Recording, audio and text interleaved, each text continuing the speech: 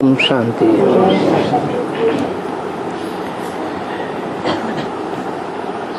ये है 9/11/68 का प्रातः क्लास। रूहानी बाप रूहानी बच्चों से पूछते हैं, अपन को रूह या आत्मा समझ करके बैठे हो?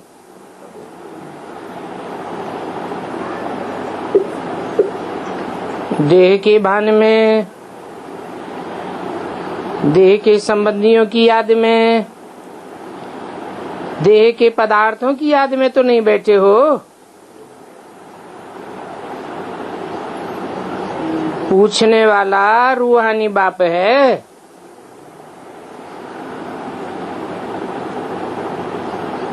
बाप ये तो जानते हैं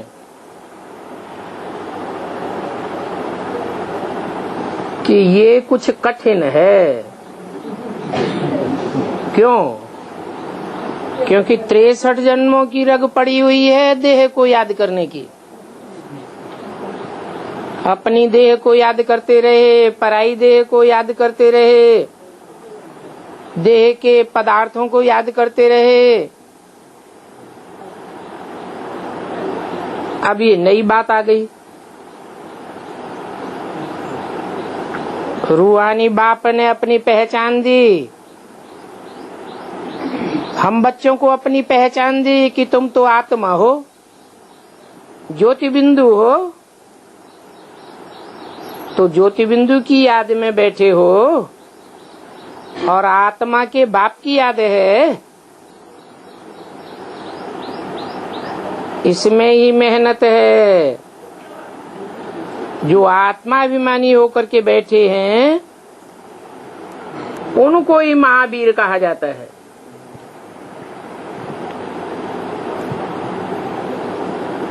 देह अभिमानी होकर बैठे हैं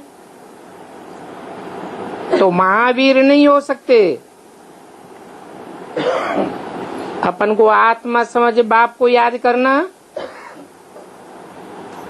उनको ही महावीर कहा जाता है।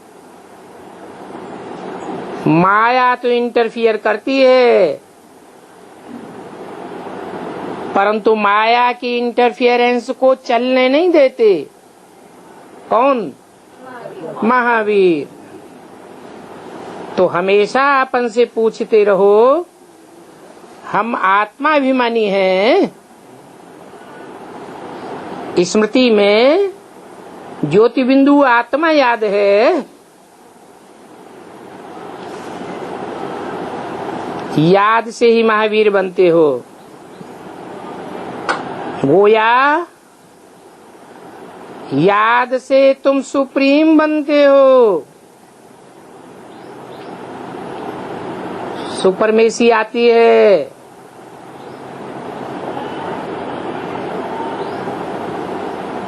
सुपीरियरिटी कॉम्प्लेक्स आता है।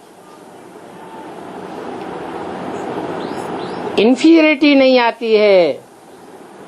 अर्थात अपने को नीच नहीं समझते हो। क्या समझते हो? हम ऊंचते ऊंच बाप के ऊंचते ऊंच बच्चे हैं। क्योंकि और जो भी धर्म वाले आते हैं वो इतने सुप्रीम नहीं बनते हैं। क्योंकि उनके धर्म पिता हैं सुप्रीम तो है नहीं। सुप्रीम बाप है क्या? और तुम्हारा बाप सुप्रीम बाप है, उसका कोई बाप है नहीं। वो धर्म पिताएं तो आते ही देरी से हैं, परम धाम से। तो देरी से आने के कारण वो ऑलराउंड पार्ट बजाते नहीं, और तुम तो ऑलराउंड पार्टधारी हो। ऑलराउंड पार्टधारी को हीरो कहा जाता है। ड्रामा में सबसे ऊंचा पार्ट किसका होता है? हीरो हीरोइन का ही होता है। तो तुम नंबरवार सुप्रीम बनते हो। सुप्रीम अर्थात शक्तिवान, महावीर। तो अंदर में ये खुशी होती है, हम आत्मा हैं। हम सभी आत्माओं का बाप हमको पढ़ाते हैं।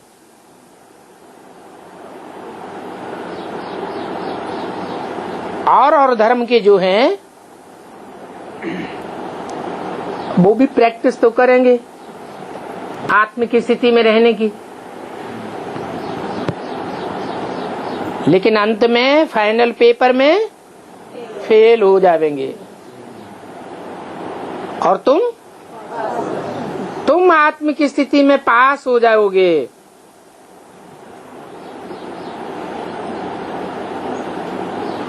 ये भी जानते हैं, कोई अपना चार्ट 25% दिखाते हैं, कोई 10% दिखाते हैं, कोई तो कहते हैं हमें 24 घंटे याद ठहरती है, कोई कहते हैं आधा घंटा ठहरती है। तो बताओ परसेंटेज कितना हुआ? तो अपनी बड़ी संभाल रखनी है। आत्म की स्थिति में रहेंगे तो संभाल रहेगी, देहभान में रहेंगे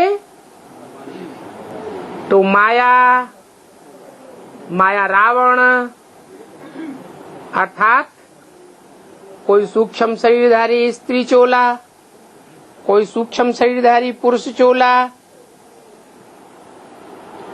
अटैक करेगा। कब अटैक करेगा?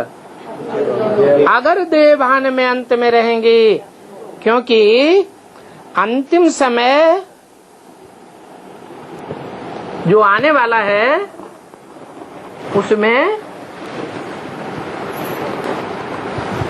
विनाश की विभीषा का बड़ी जोर से सामने आने वाली है। दुनिया में चारों ओर मौत का बाजार लगेगा।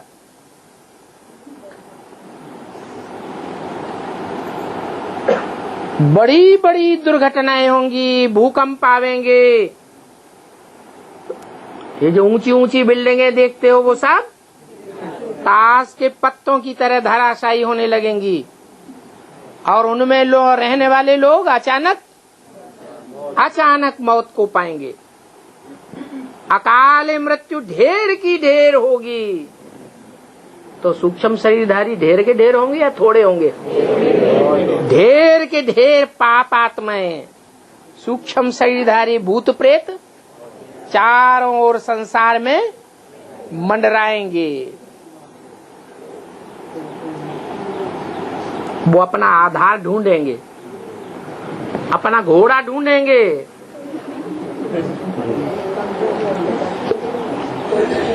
तो जो देह भान में होंगे उनको पकड़ लेंगे, क्योंकि सूक्ष्म शरीर और आत्मा ज्योति बिंदु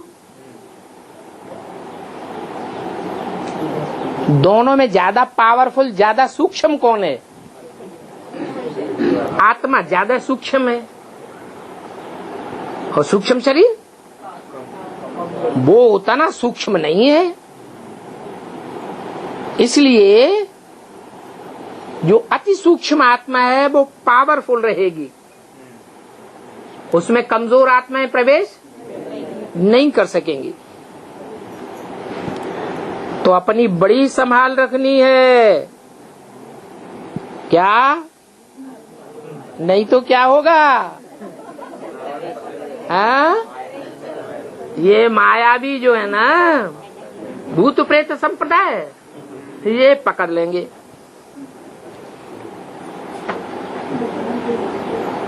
धीरे धीरे महावीर बनना है। क्या? ऐसे नहीं एक ही दिन रात भर बैठ जाओ। धीरे धीरे प्रैक्टिस को बढ़ाना है। फट से तो नहीं बन सकते। इसमें मेहनत है। वो जो दुनियावी ब्रह्मज्ञानी तत्वज्ञानी है, ऐसे मत समझो वो कोई अपन को आत्मा समझते हैं। ब्राह्मणों की दुनिया में भी ब्रह्मज्ञानी है। किसका ज्ञान ज्यादा रखते हैं, किसकी हिस्ट्री ज्यादा सुनाते हैं? ब्रह्मा की। तो उनके लिए ऐसे नहीं समझना कि वो कोई सदैव अपन को आत्मा समझते हैं, क्योंकि बाप ने कहा है आत्मा रूपी सुई की सारी कट उतरने पर तुम बच्चे डायरेक्ट बाप से सीखते हो। बेसिकली जिनकी कट उतरती जाएगी, बेसिक पढ़ाई में कट भी कैसी उतरेगी? बेसिक कट उतरेगी। जो सूक्ष्म कट है जन्म जन्मांतर की, वो एडवांस ज्ञान से उतरेगी, एडवांस याद से उतरेगी। तो जो बेसिक कट है जिनकी उतर जाती है आत्मा की, आत्मा रूई सुई निर्मल बन जाती है, वो डायरेक्ट बाप से सीखते हैं। तुम अनुभव करते हो क्या कि हम डायरेक्ट बाप से सीखते हैं, और वो तत्वज्ञानी ब्रह्मज्ञानी है, वो ब्रह्मज्ञानी डायरेक्ट बाप से नहीं सीखते हैं। वो जरूर देवभान में रहने वाले हैं। इसलिए आत्माओं के बाप को अभी तक भी पहचान नहीं पाए हैं कि साकार में वो निराकार बाप कैसे मुकर्रर रथ में कार्य कर रहा है। तुमको तो पता हो गया। वो तो अपन को ही परमात्मा समझते हैं। क्या? कैसे? बड़े बड़े पोस्टर छपावेंगे, उन पोस्टर्स में ऊपर निराकार और नीचे ब्रह्मा विष्णु शंकर के चित्र में अपना चित्र लगाए देंगे।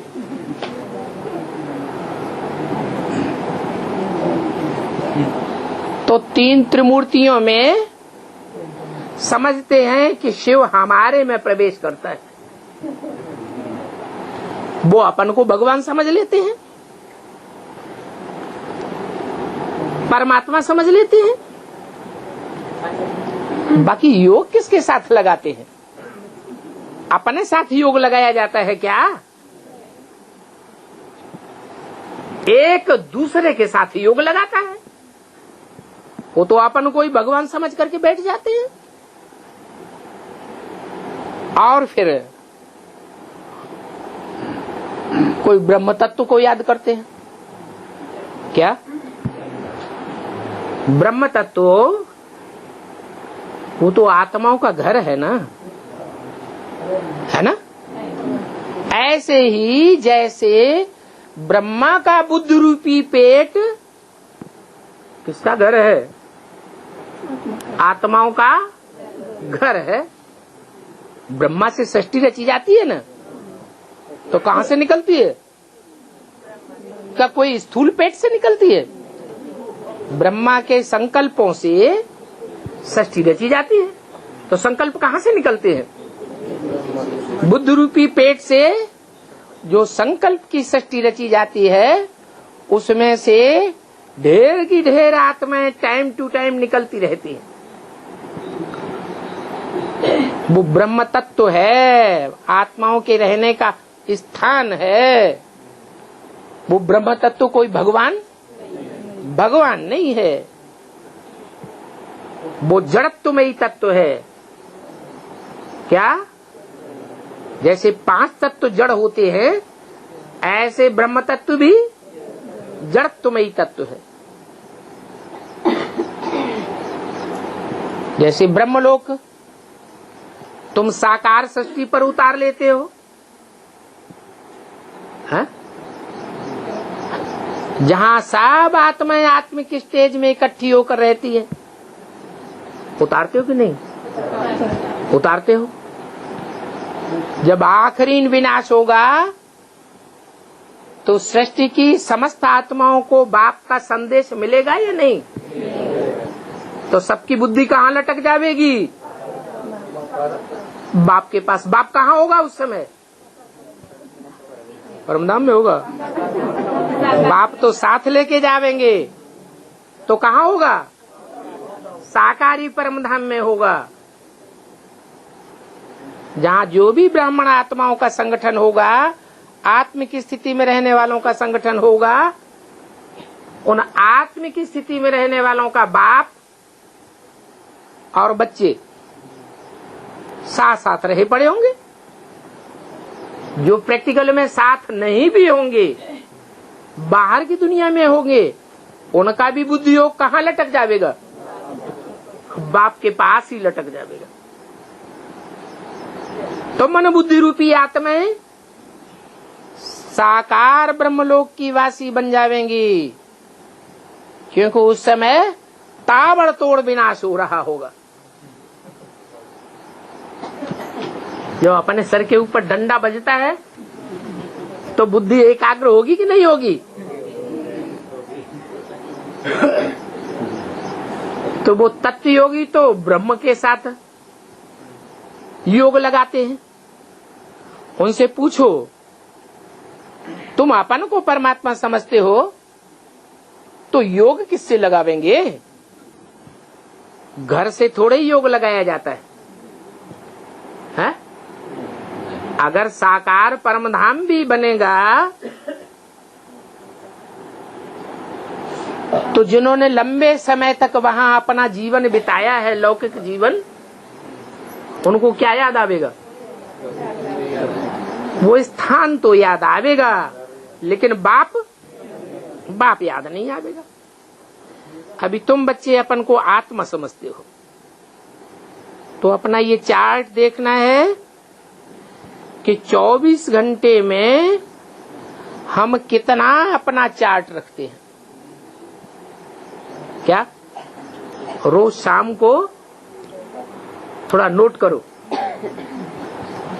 नोट करेंगे, चेकिंग करेंगे, तो फिर चेंज भी कर सकेंगे। अभी तुम बच्चे जानते हो, हम ईश्वरीय सर्विस पर हैं। क्या? गॉडली सेवा पर हैं। हम डॉगली सेवा पर। ये क्या होती है?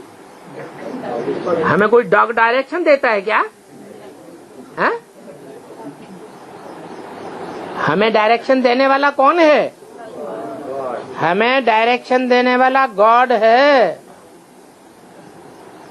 डायरेक्ट गॉड से हम डायरेक्शन लेते हैं, फिर कोई काम करने के लिए कदम उठाते हैं। जो डॉगली सर्विस पर रहते हैं, उन्हें किसका डायरेक्शन मानना पड़े? है? सारी दुनिया डॉगली सर्विस पर है, तो डॉग एंड विचेस के डायरेक्शन पर चलना पड़ता है। और तुम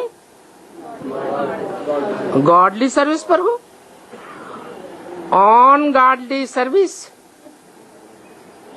ओनली। क्या? हम सिर्फ गॉडली सर्विस पर हैं। ये बात सभी को बताना है। क्या? हम जिस बाप के बच्चे हैं, हम सिर्फ उसी की सर्विस में रहते हैं, और कोई दूसरे की सेवा में हमने अपना तन मन धन नहीं लगाते। तो बाप सिर्फ कहते हैं, मन मना भव। क्या करो? मन को मेरे में लगाओ, मेरे सिवाय और कोई में न लगाओ। अगर देह भान में होंगे तो मनमना भव की जगह तनतना भव हो जाएगा।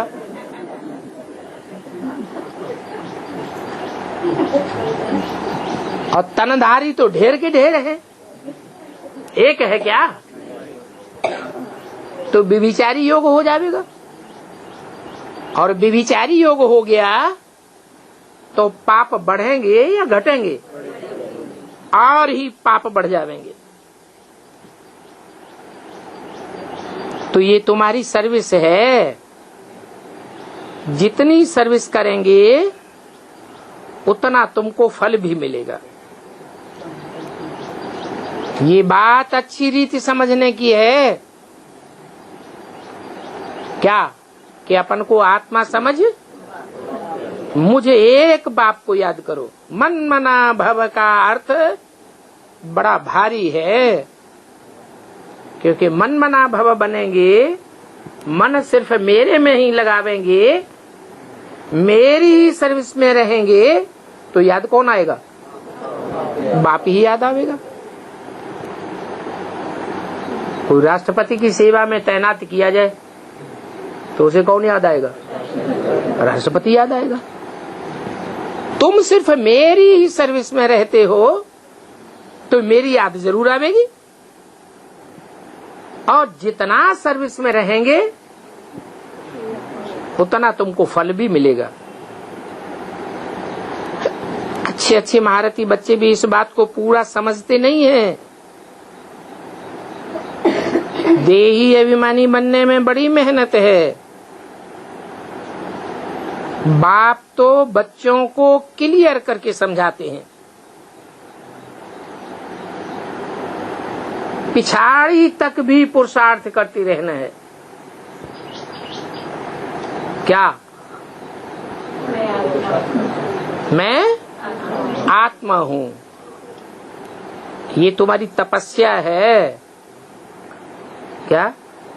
उल्टे लटकने की, एक पांव पे खड़े होने की, या ऊपर हाथ करके खड़े होने की, या आग के बीच में खड़े होने की, बैठने की तपस्या नहीं है। क्या तपस्या है? अपन को ज्योति बिंदु आत्मा समझ है, बाप को याद करो। बल कोई कोई कह देते हैं हम तो बाबा को ही याद करते हैं, परंतु जो ऐसे कह देते हैं कि हम बाबा को ही याद करते हैं, वो यथार्थ रीति समझते नहीं। इसमें तो बड़ी मेहनत है। क्या 24 घंटे कोई याद करे? इस बात में तो बड़ी मेहनत है। मेहनत बिगर फल थोड़े ही मिल सकता है। बाबा देखते हैं, जो चार्ट बनाकर भेज देते हैं, बाबा के पास उनका चार्ट पहुंचता है। जब लिखने बैठते हैं तब ही पहुंच जाता है।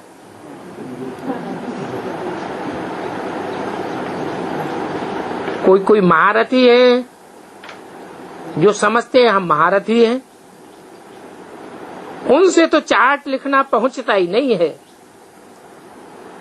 उनको ज्ञान का अहंकार बहुत है। बाकी याद में बैठे हैं, वो मेहनत तो पहुंचती ही नहीं। तो बाप समझाते हैं, मूल बात है याद की। अपने पर घड़ी घड़ी नजर रखनी है कि हमारा याद का चार्ट कैसा है। कितनी देर हो गई, कब से हमने बाप को याद ही नहीं किया। चेकिंग करते रहो। ये बात नोट करनी है। चार्ट रखना महारथियों से पहुंचता नहीं है। वो कहेंगे हम तो इतनी सेवा में रहते हैं जो हमें फुर्सत ही नहीं है। अगर याद की यात्रा में तुम्हें फुर्सत नहीं है तो ऐसी सेवा का क्या फायदा। कोई को ज्ञान सुनाया, सुनाते समय बाप की याद है ही नहीं, बाप के लिए प्यार है ही नहीं, छूछा ज्ञान सुनाई दिया तो उसके ऊपर असर पड़ेगा? असर ही नहीं पड़ेगा। ज्ञान की तलवार में जौहर ही नहीं है याद का। वो बाप के प्रति आंखों में प्यार ही नहीं है, आवाज में वो कशिश ही नहीं है, तो सर्विस क्या करेंगे? तो बाप कहते हैं अगर याद की यात्रा में फुर्सत नहीं है तो फिर ज्ञान की यात्रा कैसे होगी। मूल बात तो है, बाप कहते हैं अपन को आत्मा समझ अलफ को याद करो। ये क्या कहा है? आत्मा समझ करके अलफ को याद करो। क्यों? नुक्ता को, बिंदु को क्यों न याद करें? अरे आत्मा में वो आत्मा का स्वरूप परमात्मा तो आ ही गया। जब हमने आत्मा को याद किया तो आत्मा में आत्मा के बाप का रूप आ गया कि नहीं आ गया? वो तो आ ही गया। फिर साथ में क्या करो, वो आत्मा का जो स्वरूप है, सुप्रीम बाप का जो स्वरूप है, वो किस मुकर्रर रथ में पार्ट बजाए रहा है? वो अलफ है। अलफ अर्थात पहला, अव्वल नंबर है। अल्लाह आते हैं तो अल्लाह कौन से धर्म की स्थापना करते हैं? अव्वल दीन, अव्वल नंबर धर्म की स्थापना करते हैं। द्वयम नंबर धर्म की स्थापना दूसरे नंबर का आदमी करेगा, और अव्वल नंबर धर्म की स्थापना जो दुनिया में पहले नंबर का आदमी है उसे कहते हैं आदम। तो अगर उस आदम को, अलफ को, पहले नंबर को पहचाना ही नहीं तो कहेंगे बाप की याद है। याद ही नहीं है। तो यहां जितना समय आप बैठते हो तो सच सच अपने दिल से पूछो, हम कितना समय बाप की याद में रहे और कितना समय बुद्धि देहदारियों की याद में भटकती रही। यहां बैठे बैठे भी बल दृष्टि लेते हैं, नींद में चले जाते हैं। दृष्टि लेते लेते कोई थोड़ा सा खड़ा हो गया, बस उधर ही दृष्टि चली जाती है।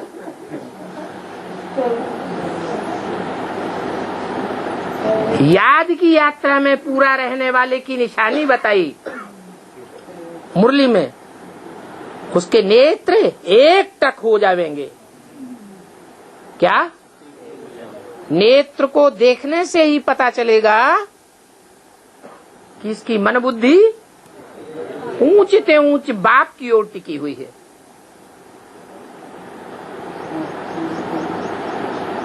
दृष्टि चलायमान हो नहीं सकती।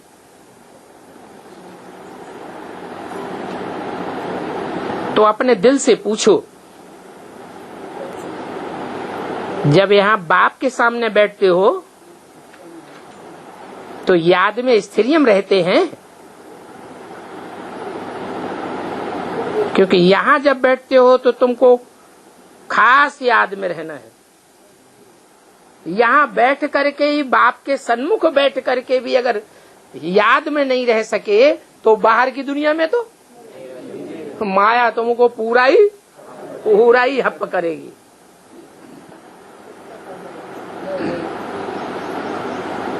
या तो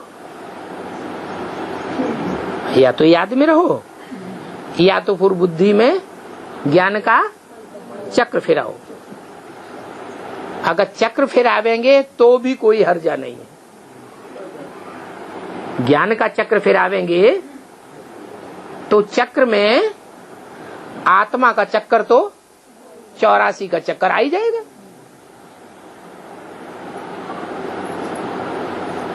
पक्का करो कि हमको बाबा के नजदीक तो जरूर जाना है। क्या? नजदीक जरूर जाना। अरे पास में आके कंधे के नजदीक आके बैठ जाओ तो पास हो जाएगा।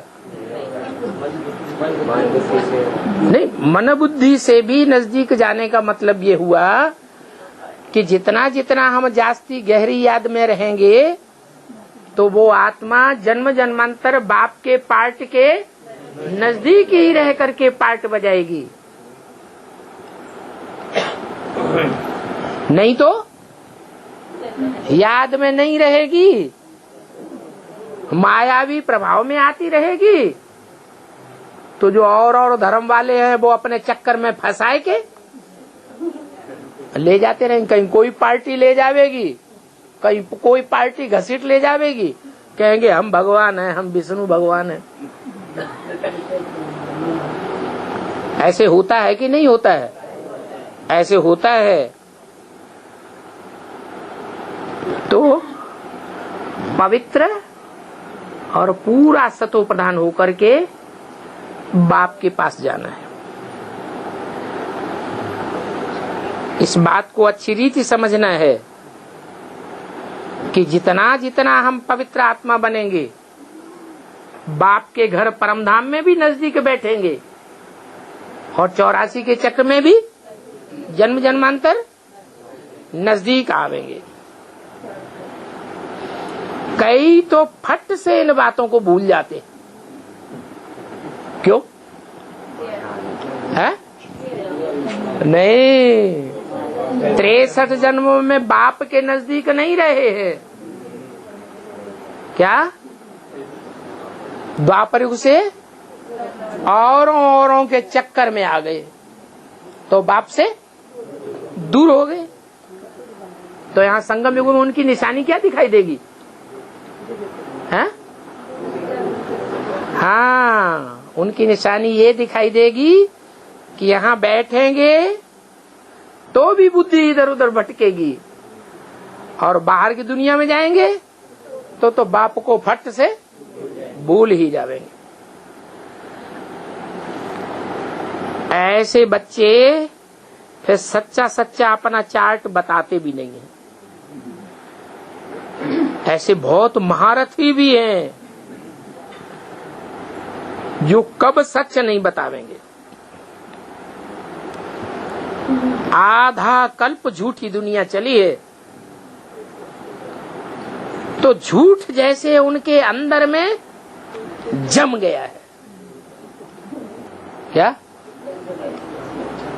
कैसा जम गया है?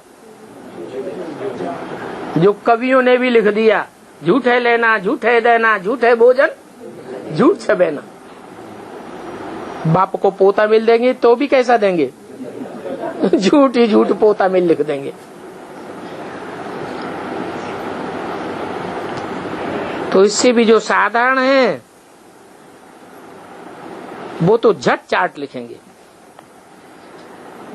जो महारथी समझे जाते हैं वो तो कब लिखेंगे ही नहीं। उनको तो अपने ज्ञान का ही अहंकार रहता है।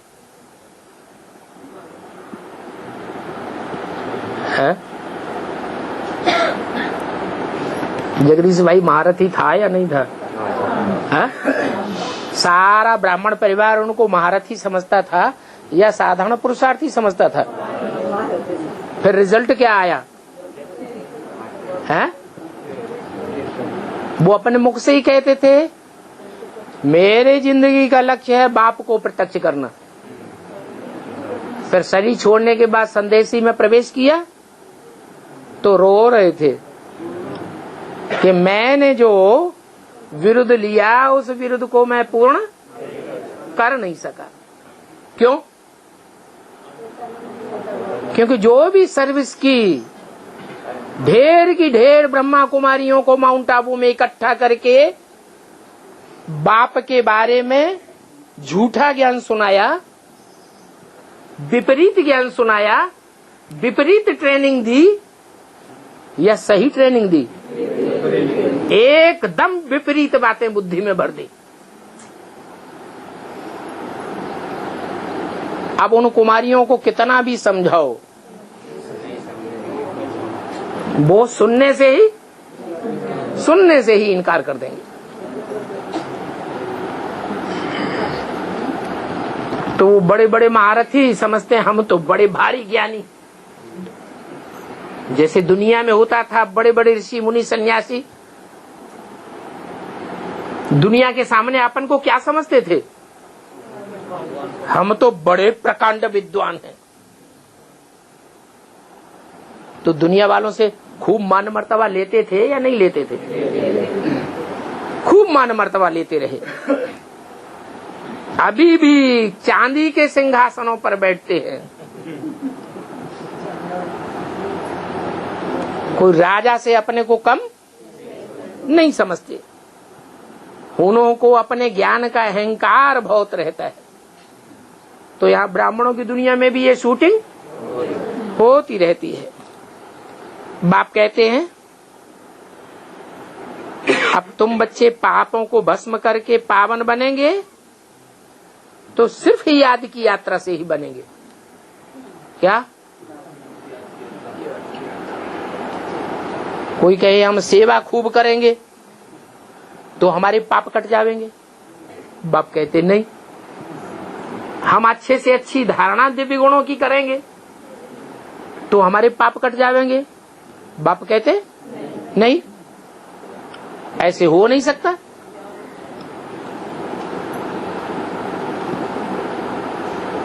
कोई कहेंगे हम सारा समय मुरलियां पढ़ेंगे, खूब ज्ञानी बन जाएंगे।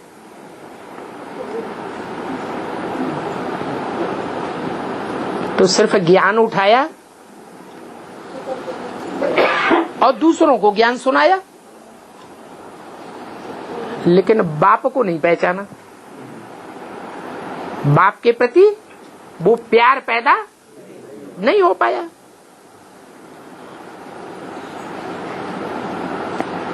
तो सिर्फ ज्ञान से पावन नहीं बनेंगे तो बाकी क्या फायदा हुआ? तुम तो बाप को पुकारते ही हो ना। किस लिए पुकारते हो? हे बाप आओ हमको ज्ञान सुना के चले जाओ।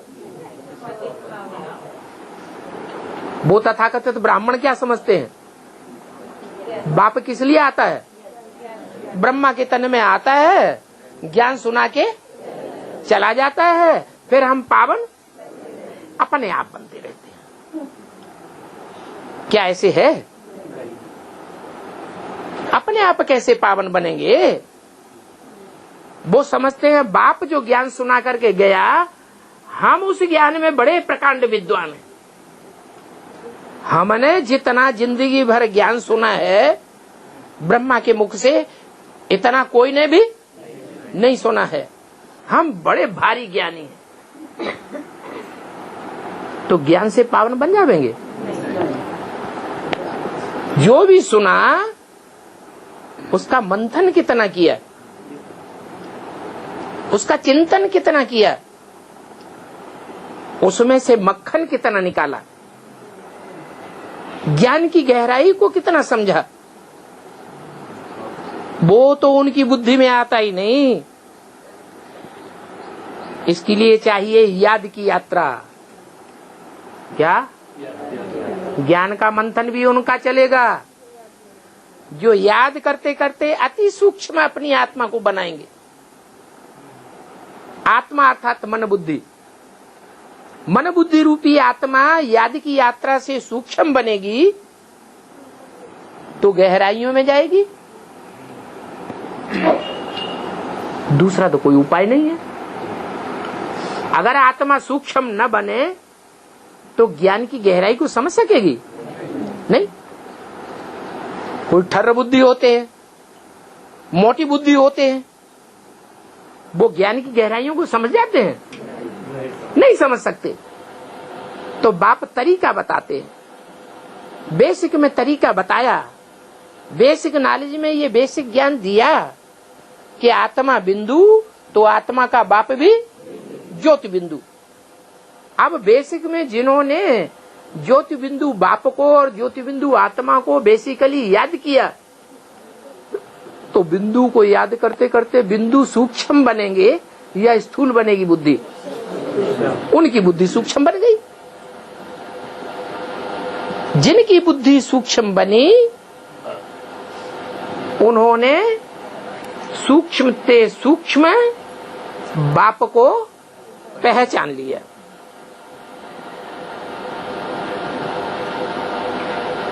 तो तुम बच्चे जानते हो कि बाप आते ही हैं पावन बनाने के लिए।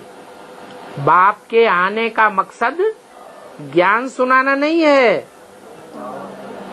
पावन बनाना है। बेसिक नॉलेज में भी तुम्हारी बुद्धि कुछ न कुछ आत्मा रूपी सोई पावन बने, सूक्ष्म बने। तो तुमने बाप को पहचाना, तुम्हारा क्लास ट्रांसफर हो गया। कहते थे ना तुम बच्चों का क्लास ट्रांसफर होगा। जब क्लास ट्रांसफर होता है तो स्थान भी बदल जाता है और टीचर भी बदल जाते हैं। तो तुम्हारा क्लास ट्रांसफर हो गया। अब तुम गहराई से पवित्रता का अर्थ समझते हो। पावन आत्मा कैसे होती है, सहज रीति क्या है जो निरंतर याद कर सके। बेसिक में बिंदु को याद करते थे, बाप को। किसको याद करते थे? बिंदु बाप को। अभी तुमने प्रैक्टिकल में पार्ट बजाने वाले बाप को पहचान लिया मुकर्रर रथ में, तो बेसिक में याद करना ज्यादा कठिन था, ज्यादा सहज था या अभी ज्यादा सहज है? क्योंकि 63 जन्म साकार को याद करने की रग पड़ी हुई है और याद को कन्वर्ट करने की भी रग पड़ी हुई है। बच्चा माँ के पेट से जन्म लेता है, जब तक शिशु रहता है माँ को ही याद करता है। फिर बड़ा होता है, मोहल्ले में खेलने जाता है, मित्र संबंधी याद आने लग पड़ते हैं। याद कन्वर्ट हुई कि नहीं? फिर स्कूल में जाता है, टीचर को याद करता है। याद कन्वर्ट हुई कि नहीं? फिर बड़ा होता है, प्रोफेसर और लेक्चरर याद लगने पड़ते हैं, याद होने आने लग पड़ते हैं। नौकरी करता है तो जो उसके ऑफिसर हैं, जो उसने लक्ष्य लिया हुआ है कि हम भी नौकरी में तरक्की पावे, तो ऑफिसर याद कर आने लग पड़ते हैं। शादी होती है तो सब भूल जाते, कौन याद आने लग पड़ता है? घरवाली याद आने लग पड़ती है। तो ये याद कन्वर्ट होती रहती है जन्म जन्मांतर। तो यहाँ बेसिक में बिंदु को याद करते थे, वो कठिन याद थी। अभी हमें साकार में निराकार का रूप पता चल गया। वो भी कोई सर्वव्यापी नहीं है, एक व्यापी है। तो एक को याद करना सहज या सर्वव्यापी को याद करना सहज? एक को याद करना सहज। तो एक को याद करते हो तो तुम पावन बनते हो, क्योंकि बाप कहते हैं माम एकम याद करो। क्या? वो तथाकथित ब्राह्मण एक दादी को याद करेंगे, दूसरी दीदी को याद करेंगे, तीसरे दादा को याद करेंगे, तो व्यभिचारी याद हुई या एक व्यापी याद हुई? है व्यभिचारी याद हो गई। तो पावन नहीं बन सकते। पावन बनने का तरीका तो एक ही बताया मुरली में, माम एकम याद करो। अगर दो को भी याद किया तो भी पावन नहीं बन सकेंगे, तो भी व्यभिचारी हुए। तो तुम पुकारते ही हो पावन बनने के लिए, तो मैं एक व्यापी होकर आता हूं। इसके लिए तुम्हारी एक्यूरेट याद चाहिए। क्या भक्ति मार्ग में तुम एक्यूरेट याद नहीं करते थे, बुद्धि भटकती रहती थी, कहीं मंदिर में, कहीं मस्जिद में, गुरुद्वारों में। मुसलमान का जन्म लेंगे तो कहाँ बुद्धि जाती थी? मस्जिद में, जामा मस्जिद में, काबा में। और यहाँ तो तुम्हारी बुद्धि को एक ही ठिकाना मिल गया। तो हर एक को सच्चाई से अपना चार्ट बताना चाहिए। यहाँ तुम पौना घंटा भी याद में बैठते हो तो पौने घंटे में भी हम कितना समय बाप को आत्मा समझ याद में रहे, ये चार्ट निकालो। कईयों को तो सच बताने में बड़ी लज्जा आती है, क्योंकि जानते हैं जब यहाँ बैठते हैं तो बाप तो दृष्टि देते हैं, लेकिन ऐन मौके पर सो जाते हैं। और जब याद का टाइम पूरा हो जाता है तो जग जाते हैं। तो सारा टाइम पौना घंटा जो या 1 घंटा याद में बैठे, वो क्या हुआ? सारा रद्द हो गया। तो उनसे पूछा जाएगा कितनी याद में बैठे, तो क्या कहेंगे? बतावेंगे नहीं, बताने में बड़ी लज्जा आवेगी। फिर बाप को सच सुनाते ही नहीं है। हाँ, ये समाचार तो देंगे बाबा के पास आकर कि बाबा हमने ये सर्विस की। अरे बाबा को बताने की क्या दरकार है, हमने ये सर्विस की ना, पता नहीं है। बाबा जानी जाननहार नहीं है, बाबा जानी जाननहार नहीं है। जानी जाननहार तो अंतर्यामी तो वो ही है जिसे बाबा कहा जाता है। वो तो साकार निराकार का मेल है ना, वो अंतर्यामी नहीं है, वो जानी जाननहार नहीं है। लेकिन तुम्हारी सर्विस का जो रिजल्ट जाता है, भट्टी करने जाते हैं कि नहीं है? और जो भट्टी करने जाते हैं उनकी अवस्था का समाचार बाबा के पास पहुंचता है कि नहीं?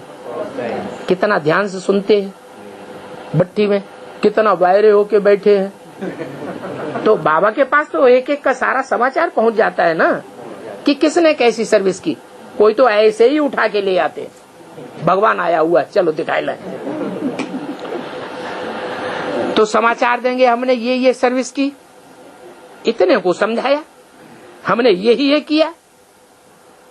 परंतु वो अपनी याद की यात्रा का चार्ट कब नहीं बतावेंगे। बाप कहते हैं याद की यात्रा में न रहने के कारण ही तुम्हारा कोई को तीर नहीं लगता है। क्या? तीर में वो जौहर नहीं है जो किसी को घायल कर दे, या यूं कहें कि ज्ञान तलवार में जौहर नहीं है। ज्ञान तो सुनाते हैं, बाकी वो परमात्मा के प्रति प्यार जिसे योग कहा जाता है, वो तीर लग जाए वो ही मुश्किल हो जाता है। बाबा तो कहते हैं पौना घंटे में 5 मिनट भी एक्यूरेट याद में नहीं बैठते।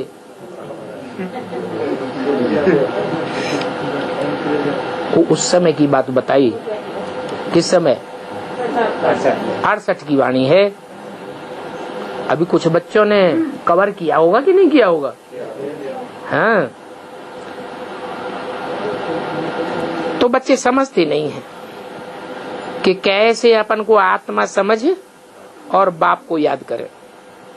कई तो कहते हैं हम तो निरंतर याद में रहते हैं। बाबा कहते हैं ये अवस्था अभी कोई की नहीं हो सकती।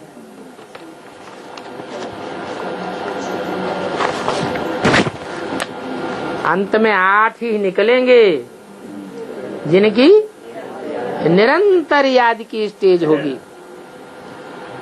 अगर निरंतर अभी याद में हो जावे तो कर्मातीत अवस्था हो जावे।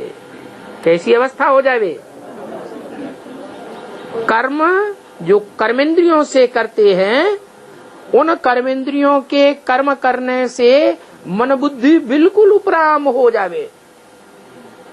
कर्मेंद्रियों से कर्म भले करेंगे, लेकिन उसका पाप पुण्य उनको छू नहीं सकता।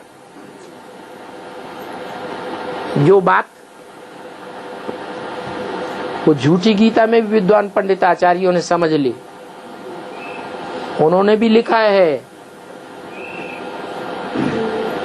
कि योग निष्ठा में जो रहने वाला है वो सारे संसार की हत्या कर दे तो भी उसके ऊपर पाप नहीं लग सकता।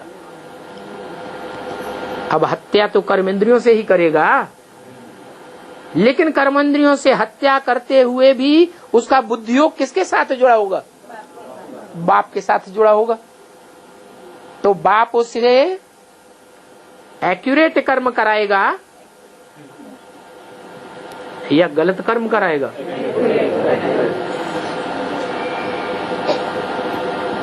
कभी विनाश भी जरूरी है या नहीं है? तो जब विनाश जरूरी है तो विनाश कराया।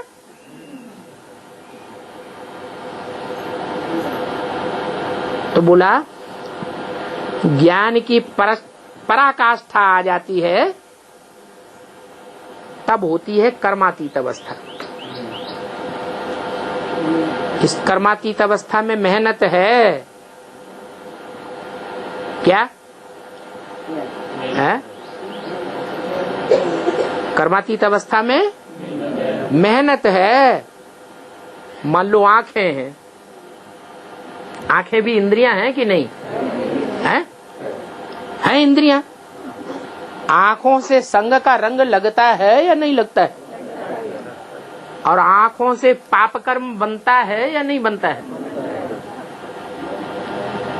आंखों से लगाव पूर्वक किसी को लगातार देखा तो जिसको देखेंगे अगर वो थोड़ी अबला आत्मा है तो प्रभाव में आवेगी या नहीं आवेगी? और जो प्रभाव में आवेगी उसको याद आएगा कि नहीं आएगा? फिर वो याद सताएगी या नहीं सताएगी? है? फिर वो याद सताएगी। और जब देहधारी की याद लगातार सताएगी तो पाप कर्म बनेगा, पुण्य कर्म बनेगा। तो जिसने ये दुष्कर्म किया और जिसने कराया, दोनों को पाप लगेगा कि एक को लगेगा? दोनों को पाप लगेगा। अब वो तथाकथित जो ब्राह्मण योग लगाते हैं वो तो 4-4 घंटे 8-8 घंटे सारी रात याद में बैठ जाते हैं और आंखों से एक दूसरे को देखते रहते हैं। तो कम उम्र की कन्याएं माताएं, उनकी दृष्टि विचलित होती होगी या नहीं होती होगी? फिर वो भागेंगी या नहीं भागेंगी? आश्रम का नाम बदनाम होगा या नहीं होगा? आश्रम का नाम बदनाम होगा। बाप का नाम ब्रह्मा की दाढ़ी की लाज कहेंगे नहीं रखी। तो इंद्रियों से पाप कर्म भी होता है और इंद्रियां पाप पुण्य से परे भी हो जाती हैं। वो कब होंगी? बाप की निरंतर याद रहे। क्या? निरंतर याद रहे तो उस दृष्टि से जो 8 निकलेंगे वो देखेंगे कोई को तो भी उनका कोई पाप नहीं बनेगा। क्यों? क्योंकि ऐसी अवस्था कर्मातीत स्टेज बनाई हुई है। परंतु इसमें मेहनत है। क्या? इंद्रियां ऐसी साक्षी बन जाएं, इस बात में बड़ी मेहनत है। विश्व का मालिक कोई ऐसे थोड़े ही बन जाएंगे क्या? विश्व का मालिक तो एक होगा, लेकिन सारे विश्व को कंट्रोल एक कर लेगा या कोई सहयोगी बनेंगे? तो जो सहयोगी बनेंगे वो नंबरवार विश्व के मालिक नहीं हुए, वो भी तो नंबरवार विश्व के मालिक हुए ना।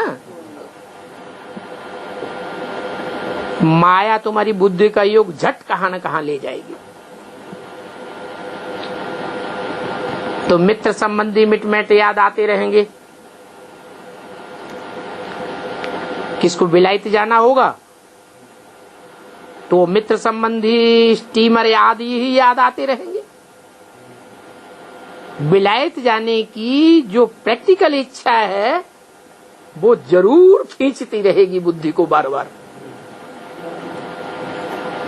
क्या बाबा से पूछते हैं कोई बाबा विलायत में जावे?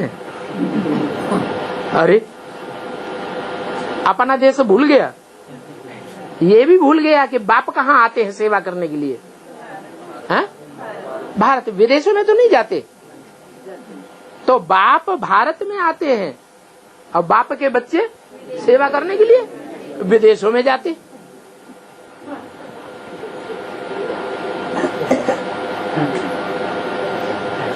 तो बाप कहते हैं विश्व का मालिक कोई ऐसे थोड़े ही बन सकेंगे। बुद्धियोग बिल्कुल ही टूट जाता है। तो और कोई तरफ बुद्धि न जाए, इसमें बड़ी मेहनत की बात है। सिर्फ एक बाप की ही याद रहे।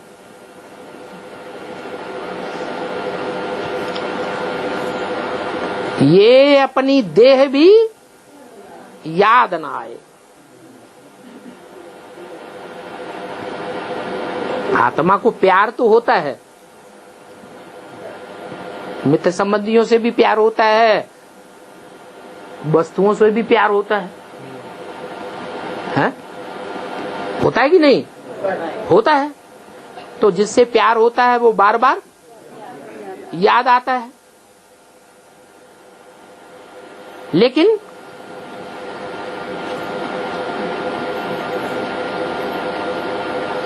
वो खींचे नहीं बुद्धि को। कोई भी देहधारी की याद ना आए।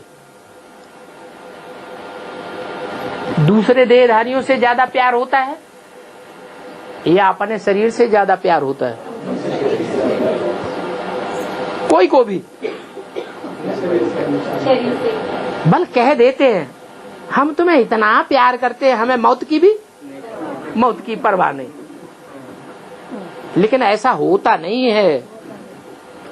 क्या आत्मा को सबसे पहले अपने आत्मा से प्यार होता है, फिर अपने शरीर से प्यार होता है, फिर शरीर के जो गहरे गहरे संबंधी हैं उनसे प्यार होता है। गहरा से गहरा संबंध किसके साथ जुड़ता है? जो अंत समय में जरूर याद आ जाता है, किसके साथ होता है? एक माता ने तो बताया, दूसरी माता चुप बैठी, बताती ही नहीं। देह के पति के साथ संबंध होता है। पति है उसको पत्नी के साथ संबंध होता है, देह याद आती है। तो जो देह की याद आती है, जीवन में जो ज्यादा याद आएगा अंत समय में वो याद आ जाएगा। तो अंतमते सुगते हो जाती है। तो ये अपनी देह भी याद ना आए। क्या? अपनी देह भी याद ना आए। कोई ऐसे होते हैं जिनको अंत समय में अपनी देह से ही बड़ा प्यार होता है। तो जिनको अपनी देह से ही ज्यादा प्यार होगा उनको अंत समय में क्या याद आएगा? अपनी देह याद आ जाएगी। अगर स्त्री है तो अगला जन्म स्त्री चूल्हे का ही मिलेगा। अगर पुरुष है हट्टा कट्टा सौंदर्यवान गोरा चिट्ठा है और सारा जीवन वो याद आता रहा अपना शरीर, तो अंत समय में क्या बनेगा? वो ही पुरुष चोला याद आएगा और पुरुष जन्म लेना पड़ेगा। तो बाप कहते हैं अपनी देह भी याद ना आए और कोई की भी देह याद ना आवे, ये अवस्था तुम्हारी अंत में बनेगी। क्या? कोई की भी देह याद ना आवे,